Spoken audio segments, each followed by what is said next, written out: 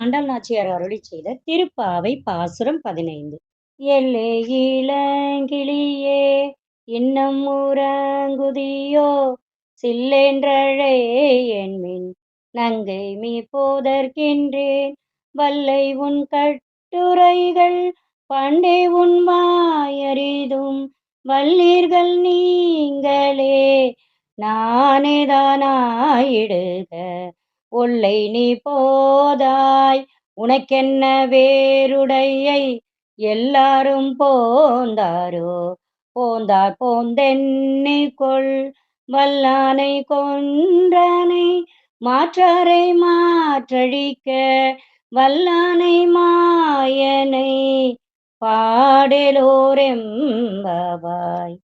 பாடலின் பொருள். ஏலே என் தோழியே, இளமை கிளியே, நாங்கள் எல்லாம் உனக்காக இவ்வளவு நேரம் காத்திருந்தும் இப்படியெல்லாம் அழைத்தும் உறங்குகிறாயே என்று சற்று கடுமையாகவே தோழிகள் அவளை அழைத்தனர்.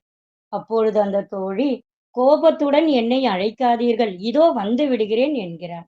உடனே தோழிகள், உன்னுடைய வார்த்தைகள் மிக நன்றாக இருக்கிறதம்மா, இவ்வளவு நேரம் தூங்கிவிட்டு இப்பொழுது எங்களிடம் கோபிக்காதே என்கிறாயே என்றனர். அப்பொழுது அவள், சரி சரி, எனக்கு பேச தெரியவில்லை, நீங்களே பேச்சில் திறமைசாலியாய் இருங்கள், நான் ஏமாற்றுக்காரியாகவே இருந்துவிட்டு போகிறேன் என்கிறாள்.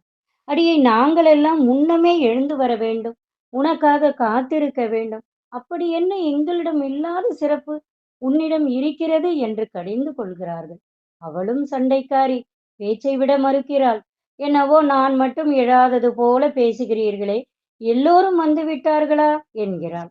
தோழிகள் அவளிடம், நீயே வெளியே வந்து இங்கிருப்போரை எண்ணிப்பார், வலிமை பொருந்திய குவளையாப்பீடம் என்னும் யானையை அழித்தவனும் எதிரிகளை வேட்டையாடும் திறம் கொண்டவனுமான மாயக்கண்ணனை வணங்கி மகிழ உடனே வருவாய் என்கிறார்கள். ஒரு பாடலை இரு தரப்பார் பாடுவது போல அவர்களின் பெயரை குறிப்பிடாமலேயே இனிமைப்பட பாடியிருக்கிறார் ஆண்டாள் நாச்சியார். பெண்களுக்கு பேச கற்றுத்தரவா வேண்டும்? இந்த பாடலில் ஒரு பெண்ணை மற்ற பெண்கள் கேலி செய்யும்படியான ஒரு சூழலை நகைச்சுவை ததும்ப பாடியிருக்கிறார் ஆண்டாள் நாச்சியார். படிக்க படிக்க சர்க்கரை துண்டாய் இனிக்கும் பாடல் இது. இந்த பாடலுடன் தோழியை எழுப்பும் படலம் முடிவடைகிறது. ஆண்டாள் திருவடிகளே சரணம்.